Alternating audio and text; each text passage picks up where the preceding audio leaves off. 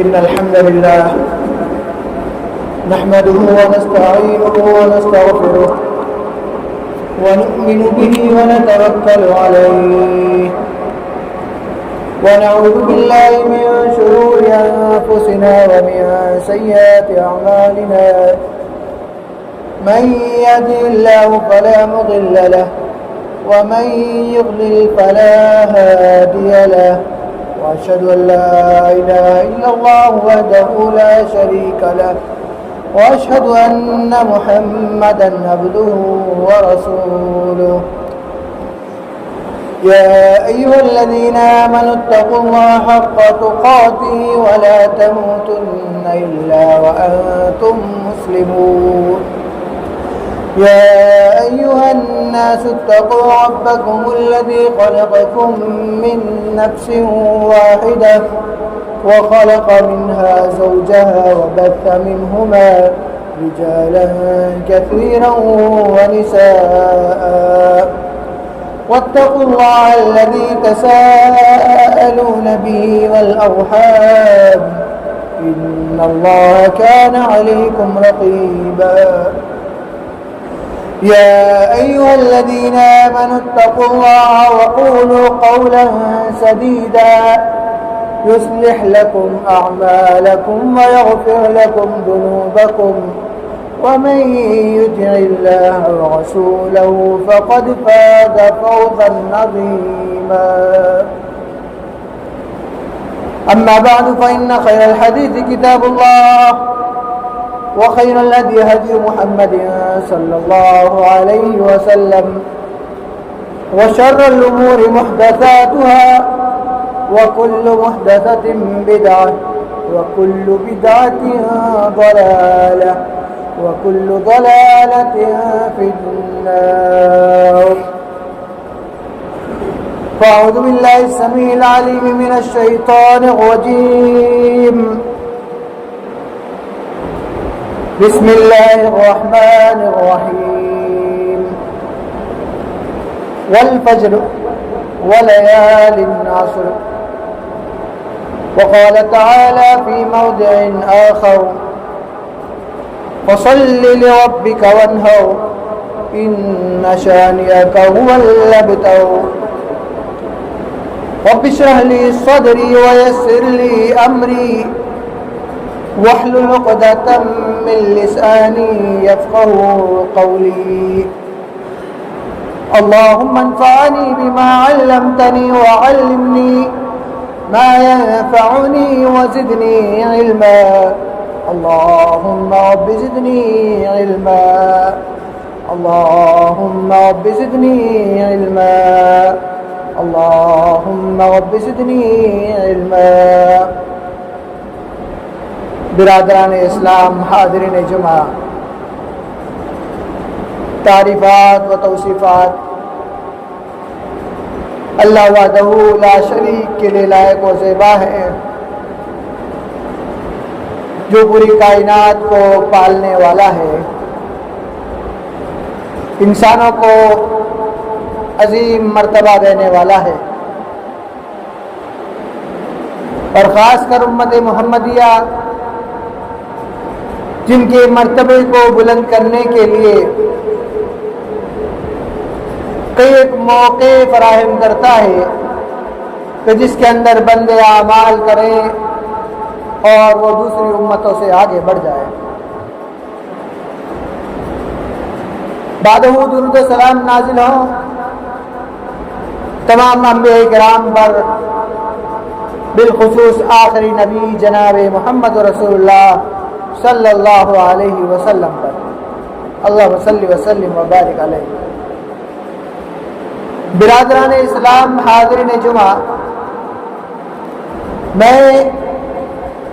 جس موضوع کو لے کر آپ حضرات کے سامنے کھڑا ہوا ہوں وہ ہے عید الاضحیٰ کی تیاری کیسے کریں۔ جو ایام ابھی چل رہے ہیں یہ فضیلت والے دن ہیں، ان ایام کی قسم اللہ رب العالمین نے کھا کر کے اس کے مرتبے کو اور بلند کر دیا ہے۔ اللہ تعالیٰ سورہ فجر کی ابتدا کرتا ہے اور کہتا ہے والفجر ولیال عشر، قسم ہے 10 راتوں، قسم ہے فجر کی اور ان 10 راتوں کی قسم ہے۔ امام ابن کثیر رحمہ اللہ علیہ فرماتے ہیں کہ ان 10 راتوں سے مراد ذی الحجہ کی ابتدائی 10 دن ہیں، 10 راتیں ہیں۔ میرے بھائیوں، اللہ رب العالمین نے اس کی قسم کھا کر کے اس کے مرتبے کو بلند فرما دیا ہے۔ سیدنا ابن عباس رضی اللہ تعالی عنہ سے مروی ہے، وہ کہتے ہیں کہ رسول اللہ صلی اللہ علیہ وسلم ان 10 دنوں کے اندر اللہ تعالیٰ کو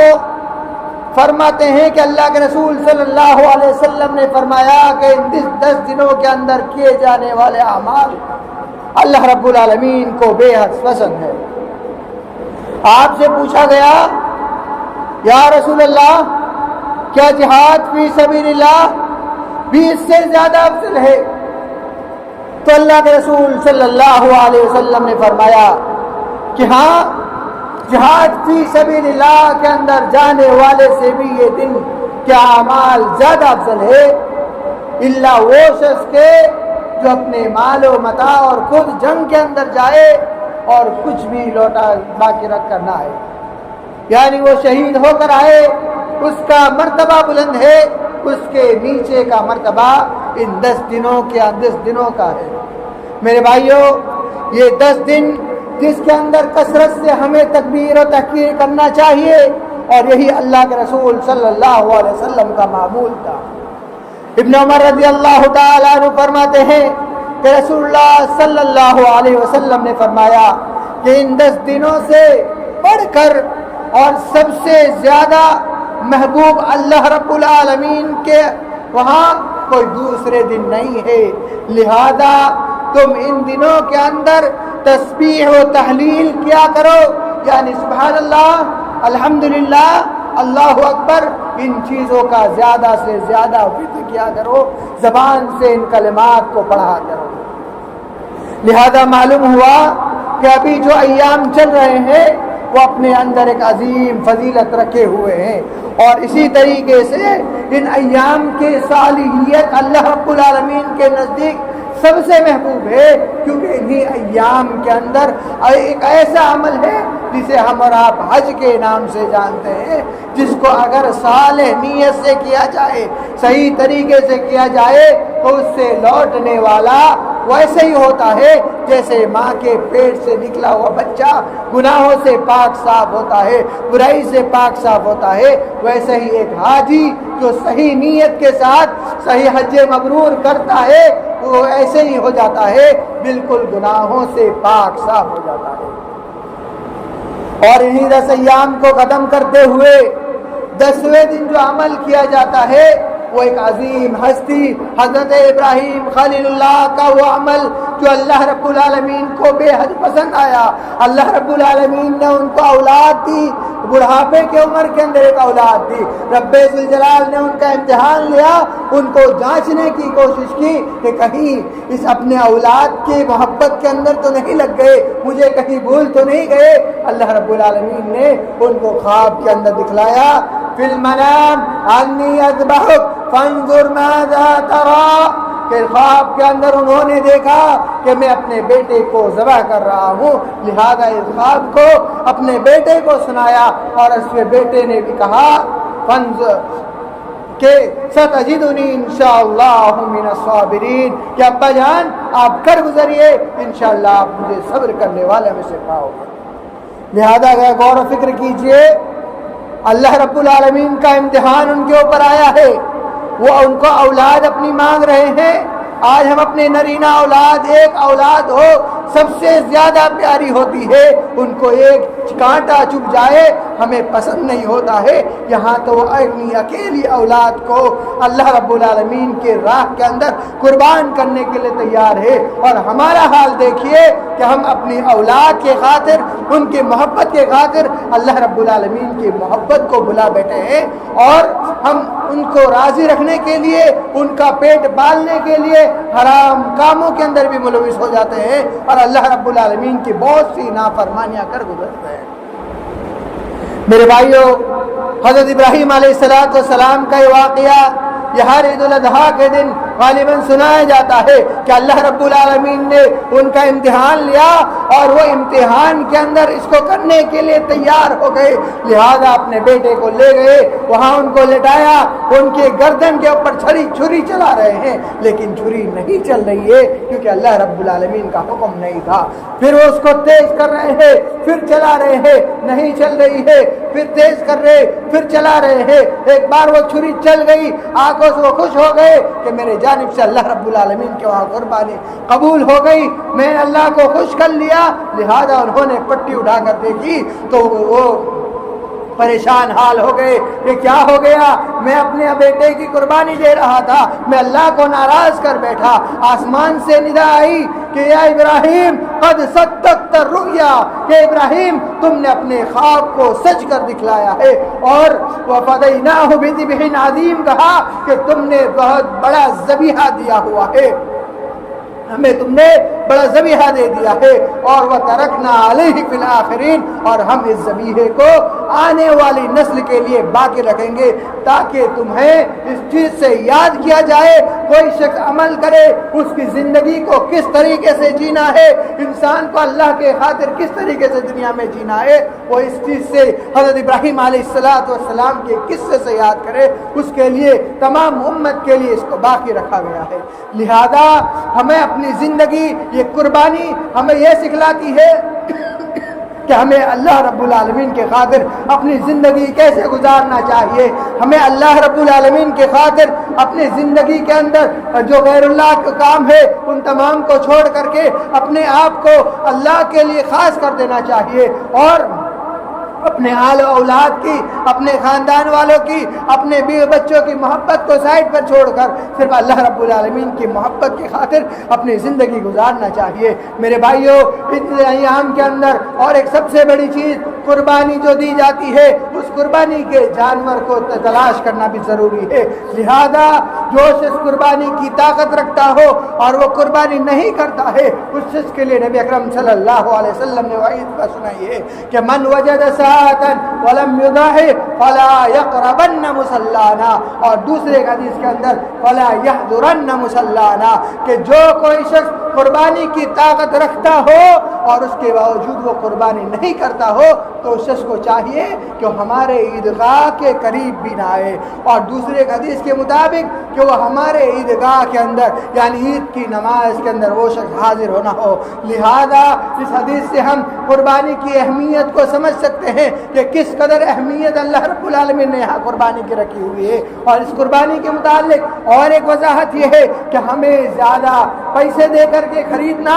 یہ ضروری نہیں ہے کہ موٹا تازہ ہو، لوگ اس کو دیکھ کر کہے کہ بہت اچھا بکرا ہے۔ اللہ رب العالمین کے وہاں جو پہنچتا ہے وہ بندوں کی نیت پہنچتی ہے، آپ کی نیت سے پہنچتا ہے۔ آپ 15,000 کا بکرا کر رہے ہیں، آپ کی نیت درست ہے، لیکن ایک شخص 50,000 کا بکرا ذبح کر رہا ہے لیکن اس کی نیت کے اندر دکھاوا ہے، تو اس نیت کے بدولت اللہ کے وہاں اعمال قبول ہوتے ہیں۔ اللہ تعالیٰ، اللہ کے رسول صلی اللہ علیہ وسلم فرمایا کہ لن ینال اللہ لحومها ولا دماؤها ولكن يناله التقوى منكم، کہ اللہ رب العالمین کے وہاں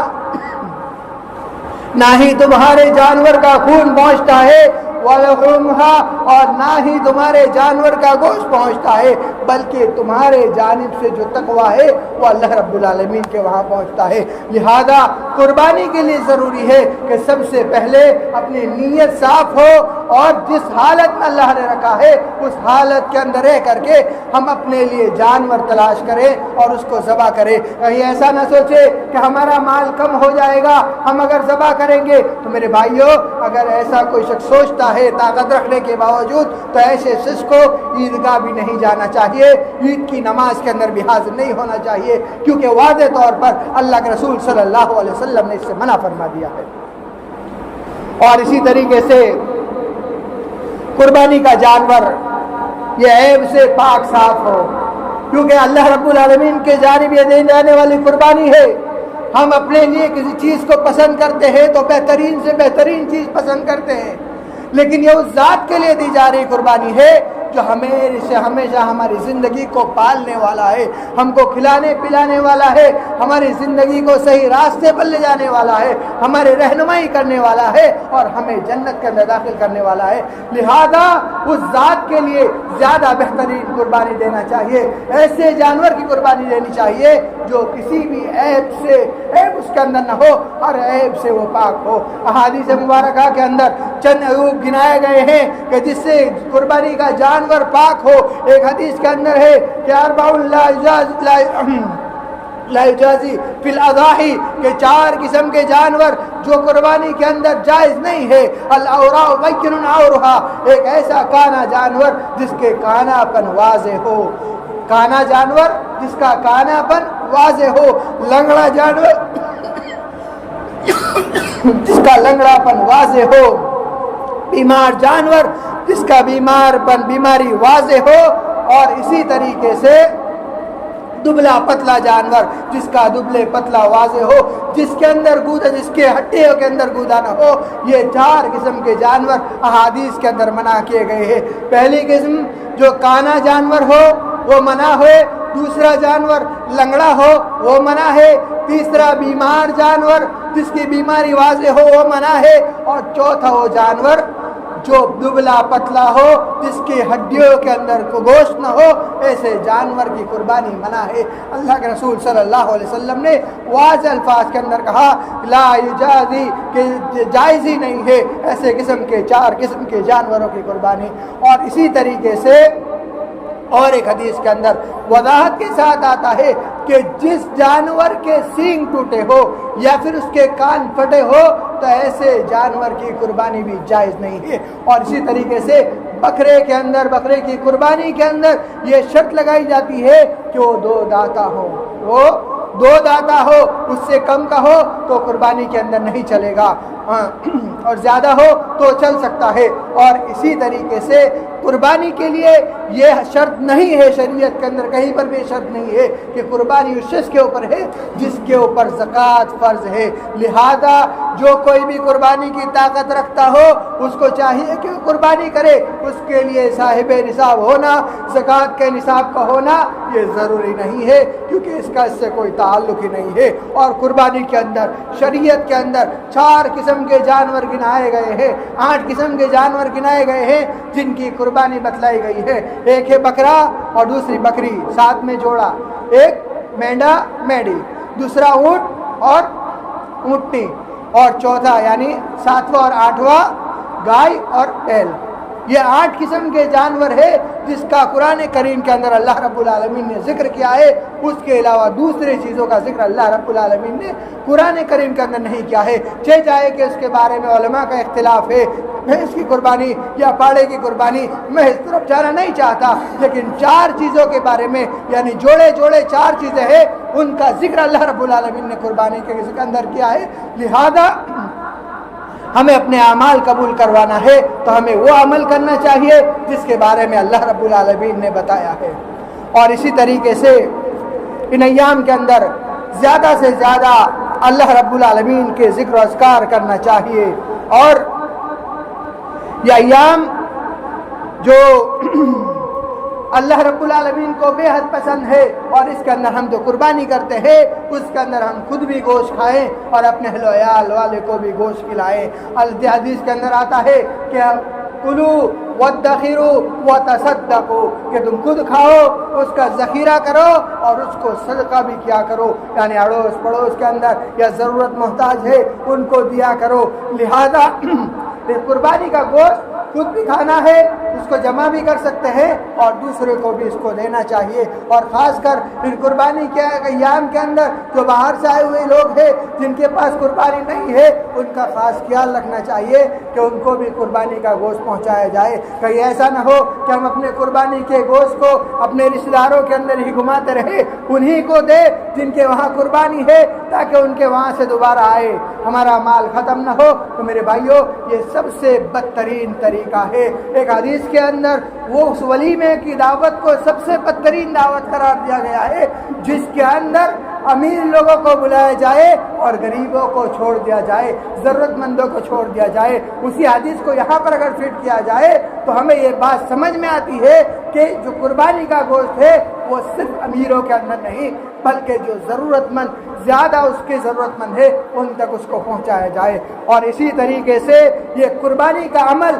یہ اللہ رب العالمین کے اس دن کا سب سے محبوب عمل ہے۔ حدیث کے اندر سنن ترمذی کی حدیث ہے، اللہ کے رسول صلی اللہ علیہ وسلم نے فرمایا کہ ما عمل ابن آدم یوم النحر، کہ یوم نحر کے دن یعنی قربانی کے دن بندہ جو کام کرتا ہے جو اللہ امر احب الی اللہ، جو اللہ کے نزدیک سب سے زیادہ محبوب ہے، احراق الدم، کہ وہ خون کو بہانا ہے، یعنی جانور کے خون کو بہانا ہے۔ لہذا جیسے ہم عید پڑھ کر جائے، ہم عید پڑھ کر کے جا کر کے سب سے پہلا کام ہمارا یہ ہونا چاہیے کہ ہم اپنے جانور کی قربانی کریں۔ اور اسی طریقے سے اس ضمن سے اور ایک مسئلہ یہ ہے کہ کیا ہم عید کی نماز سے پہلے قربانی کر سکتے ہیں یا نہیں کر سکتے؟ میرے بھائیوں، احادیث کے اندر نبی اکرم صلی اللہ علیہ وسلم نے فرمایا کہ قربانی عید کی نماز کے بعد ہے۔ جو کوئی عید کی نماز سے پہلے قربانی کرتا ہے تو وہ اس کے عام گوشت کی طرح ایک گوشت ہے، لہذا وہ قربانی نہیں ہوگی۔ لہذا جس نے قربانی کی نیت کی ہے اس نے عید سے پہلے اگر قربانی کر دی تو اس کو چاہیے کہ وہ دوبارہ عید کے بعد قربانی کرنے کے لیے دوسرا جانور لائے اور اسے ذبح کرے، تب اس کی قربانی مانی جائے گی، نہیں تو پہلے کی ہوئی قربانی یہ اس کے عام گوشت کھانے کی طرح گوشت ہوگا۔ اور اسی طریقے سے یہ اس کو جب ذبح کرے تو ذبح کرنے سے پہلے اپنے چاقو کو زیادہ سے زیادہ اچھے سے تیز کر لے، کیونکہ اللہ کے رسول صلی اللہ علیہ وسلم نے فرمایا کہ احسان یہ ہے کہ تم اپنے چاقوؤں کو تیز کرو، فاحسن الذبح کا لفظ آتا ہے، اور تم اچھے طریقے سے ذبح کرو۔ ایسا نہیں ہے 4-5 جانور ذبح کرنا ہے، 2 جانور وہاں بندھے ہیں، یہاں پر ایک جانور ذبح کر رہے ہیں، اس چیز سے اسلام نے منع کیا ہے، بلکہ ان کو کیا ہے، جانور کو اس سے تکلیف ہوتی ہے، لہذا اس جانور سے چھپا کر کے دوسرے جانور کی قربانی کرنی چاہیے، اور اپنے چاقو کو تیز رکھنا چاہیے، اور تیز رکھ کے ترنت ایسی تیز رکھنا چاہیے کہ وہ فوراً قربان ہو جائے۔ اور یہاں اور ایک بات کہ ہم اپنے جانوروں کو باندھ کر چھوڑ دیتے ہیں، اس کے بعد ہم اس کی قربانی پیر ویر باندھ کر چھوڑ دیتے ہیں، اس کے کئی منٹوں کے بعد ہم اس کی قربانی کرتے ہیں، اس چیز سے بھی شریعت نے منع فرمایا ہے۔ لہذا جانور کو آسانی پہنچائیے، اس کو راحت پہنچائے، یہ شریعت کا حکم ہے۔ اور اسی طریقے سے ہم جس ملک کے اندر رہ رہے ہیں، یہاں ہم صرف مسلمان ہی نہیں بلکہ دوسری قوم کے لوگ بھی رہ رہے ہیں، تو اس بات کا خاص خیال رکھنا چاہیے کہ ہم اپنے قربانی کے جانور کو کہیں اس کو ذبح کرتے ہوئے ہم دوسری قوم کو کوئی تکلیف تو نہیں پہنچا رہے ہیں، لہذا ایسی جگہ ذبح کرنا چاہیے جہاں کسی دوسری قوم کو، دوسرے قوم کے لوگوں کو کوئی تکلیف نہ پہنچے، کیونکہ اسلام یہ کسی کو دبانے کے لیے نہیں آیا ہے، بلکہ اسلام ہمیں اخلاق سکھلاتا ہے، ادب اور نرمی سکھلاتا ہے، کس طریقے سے لوگوں کے ساتھ پیش آنا ہے یہ سکھلاتا ہے۔ ایک عورت اللہ کے رسول صلی اللہ علیہ وسلم کو برا بھلا کہتی ہے اور آپ اس کے سامان کو ڈھو کر کے چل رہے ہیں، ایک عورت آپ کے اوپر کچرا ڈال رہی ہے، آپ اس کے، اور جب وہ بیمار ہوتی ہے تو آپ اس کے گھر پہ جا کر کے اس کی خبر گیری کرتے ہیں۔ میرے بھائیوں، یہ مسلمانوں کے اخلاق ایسے ہونے چاہیے کہ ہمارا آپ کے اخلاق سے دوسرا شخص متاثر ہو اور ان کو یہ معلوم ہو کہ یہ مسلمان ہے جو سب سے بہترین لوگ ہے اور سب سے بہترین مسلمان ہی ہے۔ لہذا اپنے اخلاق کو دکھائیں، ایسی خاص موقع کے اوپر اپنے اخلاق کو دکھائیں کہ کہیں ایسا تو نہ ہے کہ غیر قوم کے لوگوں کو ہمارے کام سے تکلیف ہو رہی ہو تو ہمیں اس چیز سے باز آنا چاہیے، کیونکہ ہمارے پاس دوسری جگہ موجود ہے جس سے ہم ان کے تکلیف دینے سے دور ہو جائے۔ لیکن کوئی اگر یہ سوچ لے کہ ہم ان کو تکلیف دے رہے ہیں یا ہم اپنے اسلام کو ظاہر کر رہے ہیں تو میرے بھائیو یہ آپ اسلام کو ظاہر نہیں کر رہے ہیں، بلکہ ہم اور آپ اسلام کو یہاں بدنام کرنے کی کوشش کر رہے ہیں۔ بلکہ اسلام ہمیں کیا ہے؟ عدل و مساوات سکھاتا ہے، فساد مچانے سے منع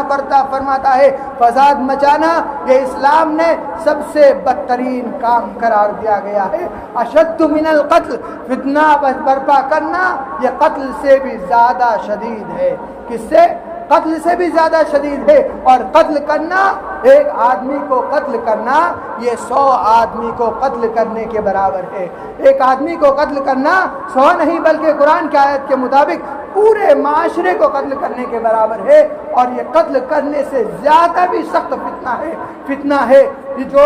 ہم اور آپ اپنے اعمال کے ذریعے سے اپنے معاشرے کے اندر پھیلانا چاہتے ہیں۔ لہذا اسلام نے اس چیز سے روک لگا دی۔ قرآن نے کہا کہ اپنے اندر ادب اور نرمی سے پیش آؤ،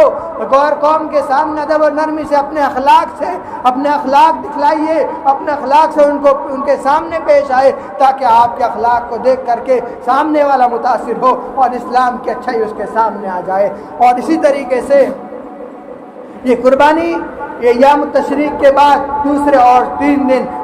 قربانی کر سکتے، یا یوم نحر کے بعد ایام التشریق جنہیں کہا جاتا ہے وہ 3 دن کر سکتے ہیں، 11، 12 اور 13 تک، 13 تاریخ کی مغرب تک یا عصر تک کر سکتے ہیں۔ لہذا ان ایام کے اندر ہمیں قربانی کرنا چاہیے اور اس کے بعد ہمیں قربانی نہیں کرنا چاہیے اور نہ ہی اس سے پہلے کرنا چاہیے۔ لہذا قربانی کا جو جانور ہے یہ تو بتلا دیا، لیکن اس کو کیا ہے؟ راحت پہنچا کر کے اس کو ذبح کیا جائے اور ادب اور نرمی کے ساتھ ان کو ذبح کیا جائے۔ اور خاص طور پر ان ایام کے اندر ان کا خیال رکھا جائے جن کے وہاں قربانی نہیں ہے، ان کے وہاں گوشت پہنچائے تاکہ وہ ان خوشی کے دنوں کے اندر اللہ رب العالمین کی تکبیر و تحلیل کرنے والے دن ہے، ان دنوں کے اندر کیا ہے؟ وہ قربانی کا گوشت کھا سکے۔ اور اسی طریقے سے عید کے بعد سے لے کر کے ڈائریکٹ عید کے ختم ہونے تک اللہ رب العالمین کی تکبیر و تحلیل کرنی چاہیے، جو اسلام نے کلمات سکھلائے ہیں، اللہ اکبر اللہ اکبر، لا الہ الا اللہ واللہ اکبر، اللہ اکبر وللہ الحمد، اللہ اکبر کبیرہ والحمد للہ کثیرہ وسبحان اللہ بکرۃ واصیلا۔ ان الفاظ کو ہر نماز کے بعد دہرانا چاہیے۔ یہ میرے بھائیو اسلام کی تعلیم ہے۔ ان تمام چیزوں کو قربانی سے پہلے غور و فکر کرنا چاہیے، اس کے اوپر دھیان رکھنا چاہیے تاکہ ہماری قربانی اللہ رب العالمین کے وہاں قبول ہو۔ اور سب سے بڑی چیز ہماری نیت خالص ہو کہ اس قربانی کے ذریعے سے ہمارے اللہ رب العالمین کو راضی کر رہے ہیں اور اس کے علاوہ دوسرا کوئی چیز اندر دکھاوا نہ ہو۔ اللہ رب العالمین ہماری قربانیوں کو قبول فرمائے۔ اور ایک بات جو رہ گئی وہ یہ کہ عید الاضحیٰ کے یوم کہ اس مہینے کے چاند دکھنے کے بعد ابھی تک تو چاند دکھ گیا ہے کہ جو قربانی کی ارادہ رکھتے ہیں، نیت رکھتے ہیں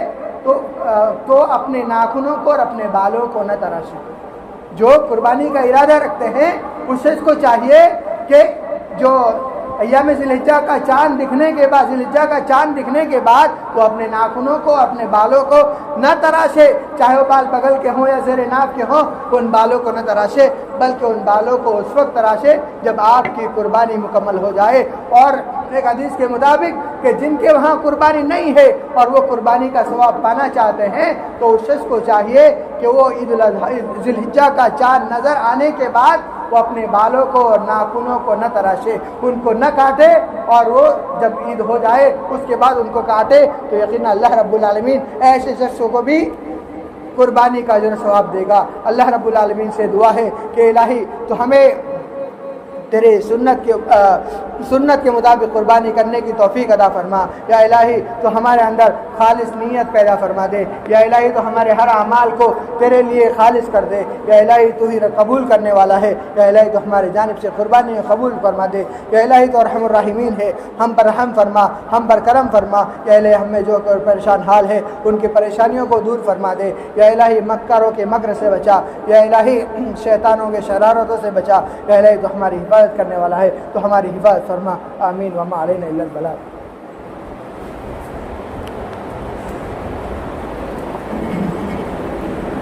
ان الحمد للہ نحمده ونستعینه ونستغفره ونؤمن به ونتوکل علیہ ونعوذ باللہ من شرور انفسنا ومن سیئات اعمالنا من يهده الله فلا مضل له ومن يضلل فلا هادي له واشهد ان لا اله الا الله وحده لا شريك له واشهد ان محمدا عبده ورسوله اما بعد ان الله وملائكته يصلون على النبي يا ايها الذين امنوا صلوا عليه وسلموا تسليما اللهم صل على محمد وعلى ال محمد كما صليت على ابراهيم وعلى ال ابراهيم انك حميد مجيد اللهم بارك على محمد وعلى ال محمد كما باركت على ابراهيم وعلى ال ابراهيم انك حميد مجيد عباد الله رحمني ورحمكم الله ان الله يأمر بالعدل والاحسان وايتاء ذي القربى وينهى عن الفحشاء والمنكر والبغي يعظكم لعلكم تذكرون اذكروا الله يذكركم وادعوه يستجب لكم ولذكر الله تعالى والأكبر والله يعلم ما تصنعون. أقم الصلاة.